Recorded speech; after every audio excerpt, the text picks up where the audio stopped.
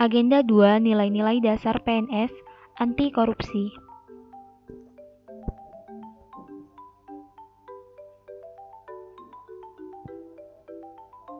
Perkenalkan, nama saya Rayanti Utami dari Dinas Pendidikan Kabupaten Simalungun, angkatan 33 kelompok 2, dengan pemateri Ibu Yamnur Mahlia, SST MKes.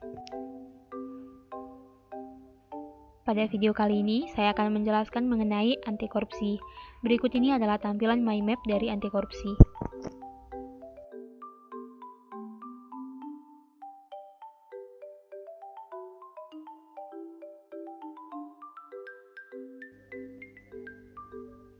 Yang pertama yaitu pengertian korupsi.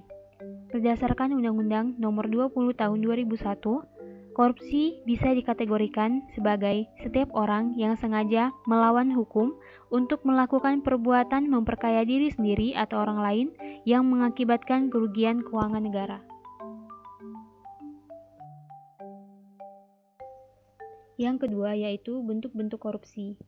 Bentuk tindak pidana korupsi dibagi dalam 7 bentuk yang awalnya berjumlah 30. Di antaranya yaitu 1. Penyalahgunaan wewenang sehingga merugikan negara. Yang kedua yaitu suap menyuap, memberi sejumlah uang untuk memuluskan kebutuhan si penyuap. Yang ketiga yaitu penggelapan dalam jabatan, menggelapkan uang atau dokumen untuk kepentingan pribadi.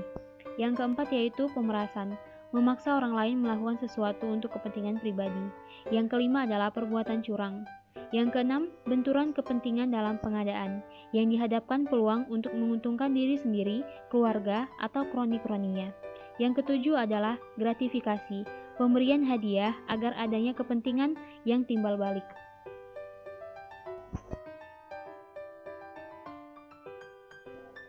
Yang ketiga yaitu penyebab korupsi.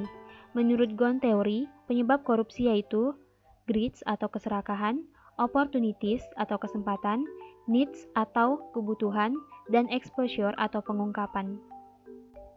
Menurut pendapat lain, penyebab korupsi yaitu terpaksa by needs, memaksa by greeds, dan dipaksa by system.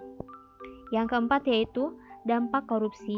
Dampak korupsi yang pertama yaitu merusak lingkungan hidup, memperburuk kondisi ekonomi, memperburuk citra pemerintahan di mata internasional, mengancam keamanan negara, dan mempersulit akses pendidikan dan kesehatan.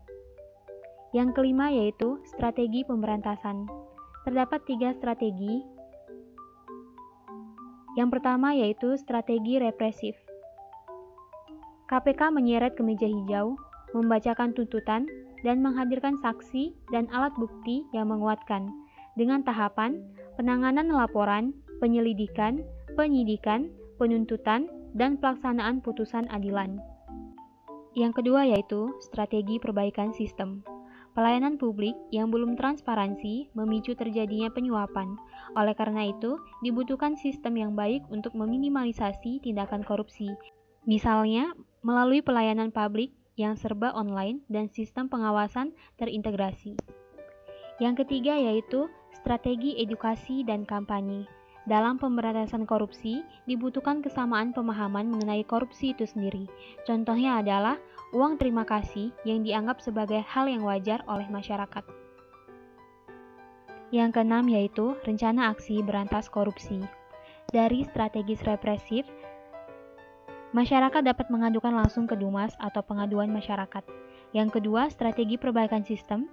Dari segi masyarakat, dapat memantau pelayanan publik, melakukan kajian dan penelitian terkait layanan publik, menyampaikan rekomendasi kepada pemerintah, membangun manajemen anti korupsi di lingkungan masing-masing. Dari segi ASN atau penyelenggara negara, dapat melaporkan LHKPN kepada KPK dan melaporkan gratifikasi kepada KPK melalui UPG. Yang ketujuh yaitu nilai-nilai anti korupsi. Yang pertama yaitu jujur, kedua peduli, 3 mandiri, 4 disiplin, 5 tanggung jawab, 6 kerja keras, 7 sederhana, 8 berani, dan 9 adil. Inilah mind map dari anti korupsi.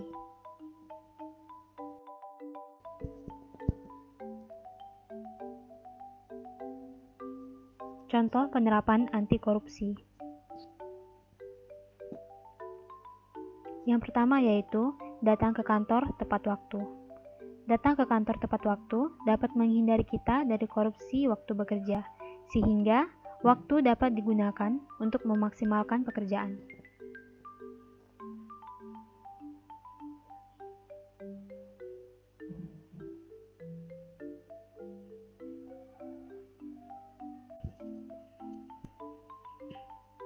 Yang kedua yaitu menghindari bentuk korupsi, yaitu suap-menyuap yang sering terjadi di lingkungan tempat kerja.